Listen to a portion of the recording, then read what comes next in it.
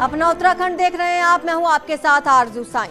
टेहरी के कागुड़ा धाम में गंगा दशहरा कार्यक्रम में सीएम धामी भी शामिल हुए। उन्होंने कागुड़ा नागराज भगवान की पूजा अर्चना की। सीएम धामी डोली रथ यात्रा में भी शामिल हुए। इस दौरान सीएम धामी ने कहा कि उत्तराखंड का तेजी से विकास हो, यही मैंने भगवान नागराज से प्रार्थना की है।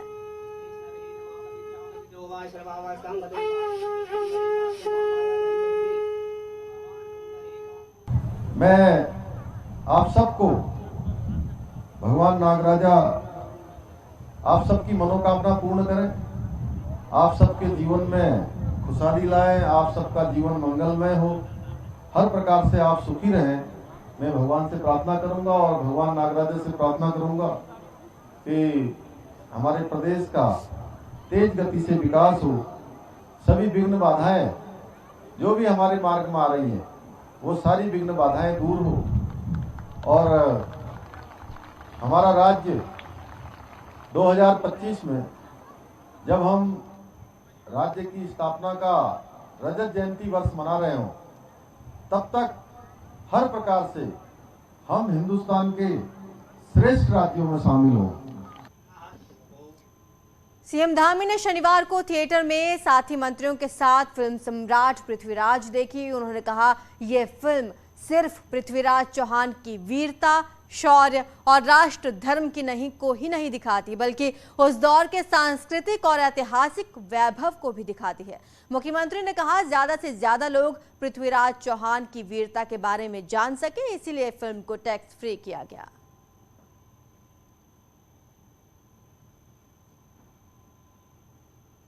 उधर आईएएस रामविलास यादव के कई ठिकानों पर रेड हुई है। देहरादून, लखनऊ, गोरखपुर में विजिलेंस की रेड हुई। लखनऊ में 2 जगहों पर, देहरादून, गाजीपुर और गाजियाबाद में एक ठिकाने पर छापेमार कार्रवाई हुई। रामविलास यादव के देहरादून के आवास और गाजीपुर जिले में भी रामविलास के पैतृक आवास पर छापा पड़ा। वहीं लखनऊ के गुडम्बा में रामविलास के परिजनों के स्कूल पर छापा मारा गया। रामविलास यादव पर आय से 500 गुना ज्यादा संपत्ति अर्जित करने का आरोप है। अभी रामविलास उत्तराखंड में अपर सचिव कृषि के पद पर तैनात हैं। तो आपको बता दें कि मुलायम सिंह के करीबी भी हैं रामविलास यादव और उन पर अब एक्शन जारी है। आय से 500 गुना संपत्ति रखने का उन पर आरोप लगा है। आईएएस रामविलास के कई ठिकानों पर आज छापेमार कार्रवाई की गई। इसमें उत्तराखंड और उत्तर प्रदेश के कई ठिकाने शामिल रहे। 3 तस्वीरें आपकी स्क्रीन पर हैं, आप देख सकते हैं। कई ठिकानों पर यह छापेमार कार्रवाई हुई। साथ ही एक स्कूल भी है, उनके परिजनों का बताया जा रहा है, उस पर भी छापेमार कार्रवाई हुई है। विश्व हिंदू परिषद की केंद्रीय मार्गदर्शक मंडल की 2 दिवसीय बैठक आज हरिद्वार में शुरू हुई, जिसमें विश्व हिंदू परिषद के पदाधिकारी, कई जाने माने संत शामिल हुए। कुंभ 2021 के बाद इस केंद्रीय मार्गदर्शक मंडल की बैठक हो रही है, जिसमें ज्ञानवापी मस्जिद, राम मंदिर निर्माण, समान नागरिक संहिता, अवैध निर्माण जैसे मुद्दों पर चर्चा होगी। बैठक में जूना अखाड़े, निरंजनी अखाड़े के महामंडलेश्वर समेत कई संत शामिल हो रहे हैं। आज की बैठक में कुटुंब प्रबोधन यानी कि परिवार में बच्चों को संस्कार और शिक्षा पर बात हुई।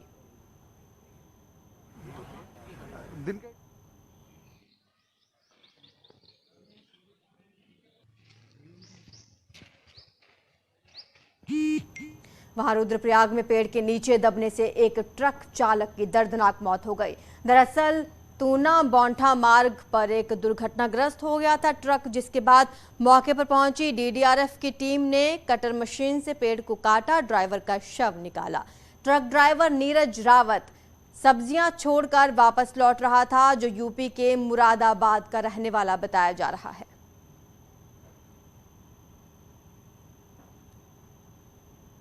देहरादून में उत्तराखंड एसटीएफ ने आईएमए पासिंग आउट परेड के दौरान सेना के एक फर्जी अधिकारी को पकड़ा है। ये शख्स लेफ्टिनेंट रैंक के अधिकारी की फर्जी वर्दी पहनकर आईएमए में आया था। आर्मी इंटेलिजेंस और एसटीएफ ने आईएमए से फर्जी अधिकारी को पकड़ा। इस शख्स को साल 2017 में आर्मी ने भगौड़ा घोषित कर दिया है। ये शख्स युवाओं से सेना में नौकरी दिलाने के नाम पर पैसे ऐंठता था और खुद को सेना में अधिकारी बताता था। आपको बता दें, आज ही आईएमए पासिंग आउट परेड हुई थी।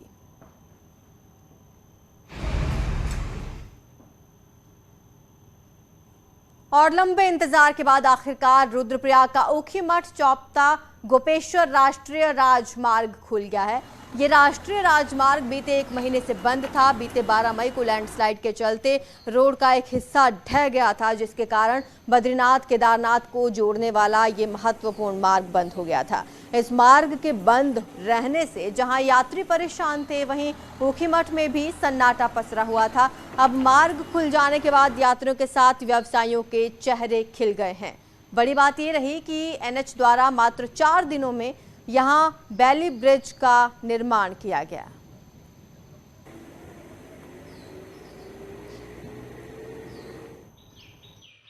कुंड ऊखीमठ गोपेश्वर राष्ट्रीय राजमार्ग विगत 12 मई से जो बाधित था, आज 29 दिनों के पश्चात बनकर पुनः आवाजाही के लिए तैयार हो चुका है, जिसमें कि बैली ब्रिज मात्र 4 दिनों में बनकर तैयार हुआ। सारा रोजगार ठप हो चुका था। उम्मीद है कि अब टूरिस्ट भी बढ़ेगा और जो जिला प्रशासन सभी का धन्यवाद करना चाहते हैं हम कि 1 महीने बाद अब सड़क खुल चुकी है। उम्मीद सभी की है कि अब टूरिस्ट बढ़ेगा। और ऑल वेदर रोड प्रोजेक्ट को सुप्रीम कोर्ट से हरी झंडी के बाद उत्तरकाशी से गंगोत्री के बीच 100 किलोमीटर लंबे मार्ग के चौड़ीकरण का रास्ता अब साफ हो गया है, लेकिन यहां हजारों देवदार के पेड़ कटने हैं, जिसको लेकर अब बीआरओ का सर्वे का काम जोरों पर है। लगभग 5000 पेड़ों पर नंबर डाल दिए गए हैं। कोशिश हो रही है कि अधिक से अधिक पेड़ों को बचा लिया जाए, जिससे पर्यावरण को कम नुकसान हो। वहीं दूसरी ओर यमुनोत्री हाईवे के 24 किलोमीटर हिस्से पर चौड़ीकरण कितना मीटर होना है, इस पर पेंच फंसा हुआ है, जिसको लेकर एनएच के अधिकारी लगातार संपर्क बनाए हुए हैं। इसमें अपडेट यह है कि एक तो भी ऑल वेदर रोड पे कार्य किया जाना है, बीआरओ उसमें कार्रवाई कर रहा है। आगे उनके द्वारा इसमें टेंडर इत्यादि की प्रक्रिया की जाएगी, उसके बाद ही कार्य किया जाएगा। हमारा लगातार पत्राचार मिनिस्ट्री से भी हो रहा है और अभी फिर हम लिख रहे हैं कि इसमें तत्काल रिन्यूअल या स्ट्रेंथनिंग का कार्य और प्रोजेक्ट का कार्य स्वीकृत किया जाए। उत्तरकाशी में यमुनोत्री हाईवे पर गेट सिस्टम लागू करने के बाद जाम लगने की समस्या कम नहीं हो रही। यमुनोत्री हाईवे पर राना चट्टी और फूल चट्टी के बीच 1 किलोमीटर लंबा जाम हर दिन लग रहा है, जिसे कड़ी मशक्कत के बाद खोला जा रहा है। श्रद्धालुओं का कहना है कि जाम में फंसे हुए रहने से मानसिक परेशानी के साथ आगे का पूरा शेड्यूल बिगड़ जाता है।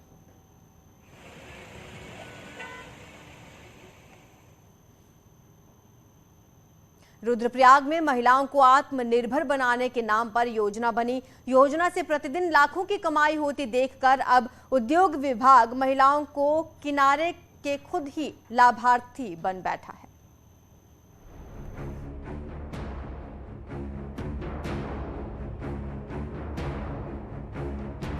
महिलाओं को आत्मनिर्भर बनाने के लिए साल 2020 में केदारनाथ सोवेनियर योजना की शुरुआत की गई थी, जिसमें मास्टर ट्रेनर द्वारा महिलाओं को केदारनाथ की प्रतिमा बनाना सिखाना था, जिसके बाद महिलाओं को स्वयं केदारनाथ की प्रतिमा का निर्माण कर उसका विक्रय करना था। शुरुआती 6 महीने से सब कुछ बढ़िया चलता रहा, क्योंकि केदारनाथ मंदिर की प्रतिमा हाथों हाथ बिकने लगी। लेकिन जैसे ही उद्योग विभाग और मास्टर ट्रेनरों ने देखा कि योजना सोने का अंडा देने वाली मुर्गी बन रही है, उन्होंने महिलाओं को दरकिनार कर योजना पर कब्जा कर लिया और खुद ही लाभार्थी बन बैठे। जागरूक संगठन प्रखंड के द्वारा किया जाएगा, प्रखंड की महिलाओं के द्वारा किया जाएगा। आज की डेट में हमें कोई कुछ पता नहीं है कि इसको कौन चला रहा है और किसके हैंड ओवर ही है। जब हम वहाँ गए उद्योग विभाग में, तो हटवाल सर ने हमें कहा कि आप आपके अपने पैसे वापस ले लो।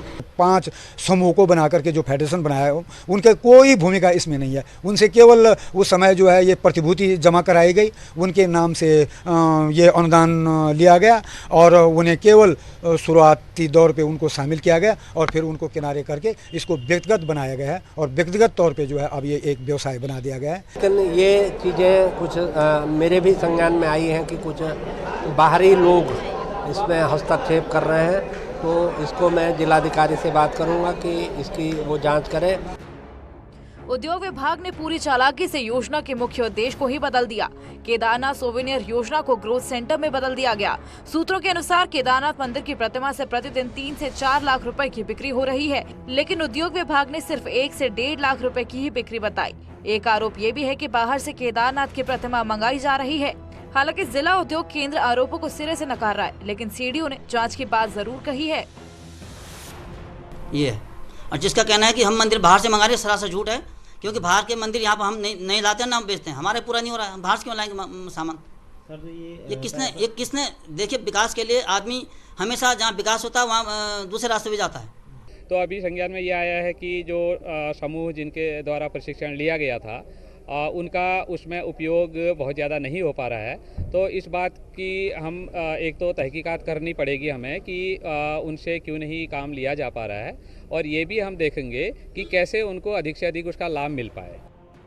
महिलाओं को स्वावलंबी और आत्मनिर्भर बनाने के लिए जिन विभाग की जिम्मेदारी सौंपी गई हो, अगर वही विभाग जनता की योजनाओं को हड़प खुद दुकानदारी करने लगे तो सरकार की योजनाएं कैसे सफल होगी। न्यूज़ 18 के लिए रुद्रप्रयाग से शैलेंद्र रावत की रिपोर्ट। उधम सिंह नगर में खनन कारोबारियों ने चोरी का नया तरीका इजाद किया है। कारोबारी कागजों में पिथौरागढ़ और चंपावत के पट्टों से खनन लाना दिखा रहे हैं, जबकि खनन कहीं और से लाया जा रहा है।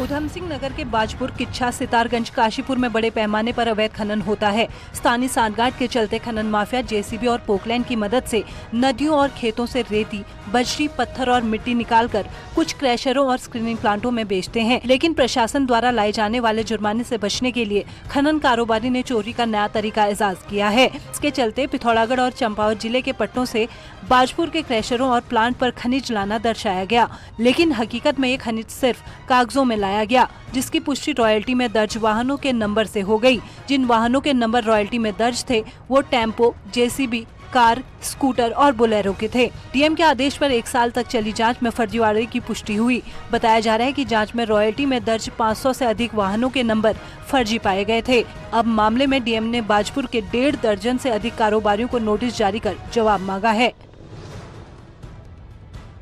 खनन विभाग में कुछ रवन्नों में ऐसे वाहनों की संख्या नंबर आए थे जो डंपर या ट्रॉली के रूप में नहीं थे, जिसमें खनन की सामग्री नहीं ले जाई जा सकती है। तो इसमें जांच हुई थी तो कुछ जगह कमियां पाई गई थी, उनको नोटिस दिया गया है शो कॉज के लिए कि क्यों न उनके खिलाफ अग्रेतर कार्रवाई की। अवैध खनन को लेकर लगातार आवाज उठा रहे कांग्रेस विधायक तिलकराज बेहड़ा का कहना है कि अधिकारियों की सांठगांठ से पूरे जिले में अवैध खनन हो रहा है। जिले में अवैध खनन का मामला विधानसभा सत्र में उठाएंगे।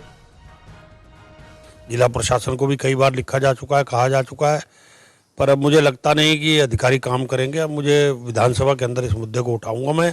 जितना अवैध खनन हुआ है, चाहे कहीं से कहीं हुआ हो, मेरी जानकारी में आया कि बहुत बड़ा घोटाला है अवैध खनन के अंदर, तो इसको मामले को विधानसभा के अंदर उठाया जाएगा।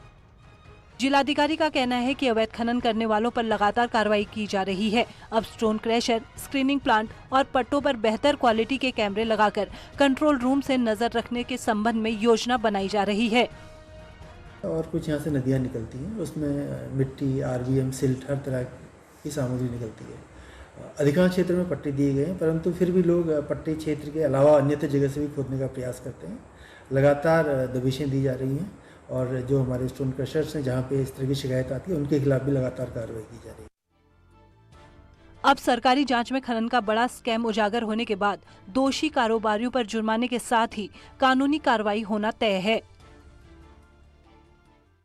खनन कारोबारियों ने रॉयल्टी में ऐसी हेराफेरी की कि बाइक, स्कूटी और टेम्पो के नंबरों से खनन के माल को पहाड़ से मैदान में पहुंचा दिया। अब मामला खुला है और जांच में सरकारी अधिकारियों ने इसकी पुष्टि भी कर दी है। अब देखने वाली बात होगी कि इन खनन कारोबारियों पर क्या कार्रवाई हो पाती है। चंदन बंगाली, न्यूज़ 18, रुद्रपुर। चारधाम यात्रा में अब तक रिकॉर्ड श्रद्धालु पहुंच चुके हैं। 3 मई से शुरू हुई इस यात्रा में अब तक 19,40,000 श्रद्धालुओं ने दर्शन किए। बद्रीनाथ में 6,45,000 श्रद्धालु पहुंचे। केदारनाथ में 6,41,000 श्रद्धालुओं ने दर्शन किए। गंगोत्री में 3,42,000 और यमुनोत्री में 2,57,000 श्रद्धालु अब तक पहुंचे हैं। वहीं हेमकुंड साहिब में 60,000 श्रद्धालु पहुंचे।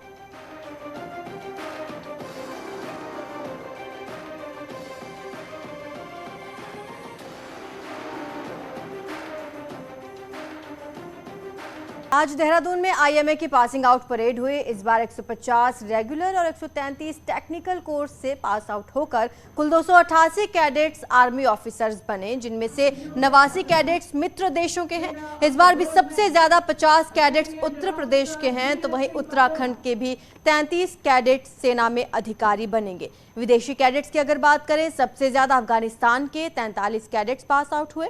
अफगानिस्तान में तालिबानी सत्ता आने के बाद 43 कैडेट्स का ये आखिरी बैच पास आउट हुआ, जबकि तजाकिस्तान के 19 और भूटान के 18 कैडेट्स पास आउट होकर अपनी सेवा देंगे।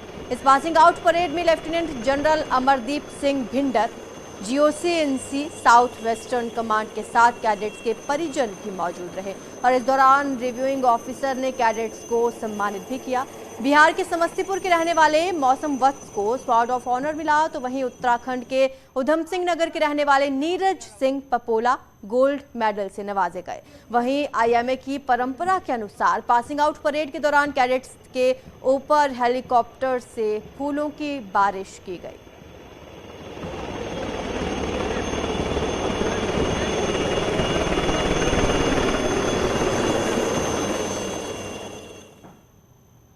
और इसी बीच बड़ी खबर आ रही है, न्यूज 18 इंडिया ने टीआरपी के ताजा आंकड़ों में आज तक को पीछे कर दिया है। खबरों की तेज रफ्तार, मुद्दों पर जबरदस्त पकड़ और देश के सबसे अनुभवी चेहरों की बदौलत न्यूज 18 इंडिया ने आज तक से बाजी मारी है। ब्रेकिंग न्यूज, ग्राउंड रिपोर्ट, मुद्दों पर बहस हो या फिर देश विदेश की खबरों का संतुलित आकलन हो, न्यूज 18 इंडिया हर कसौटी पर खरा उतरा। निष्पक्ष और सटीक खबरों का दूसरा नाम है न्यूज 18 इंडिया। और यहां रुकेंगे छोटे से ब्रेक के लिए, जल्द हाजिर होंगे।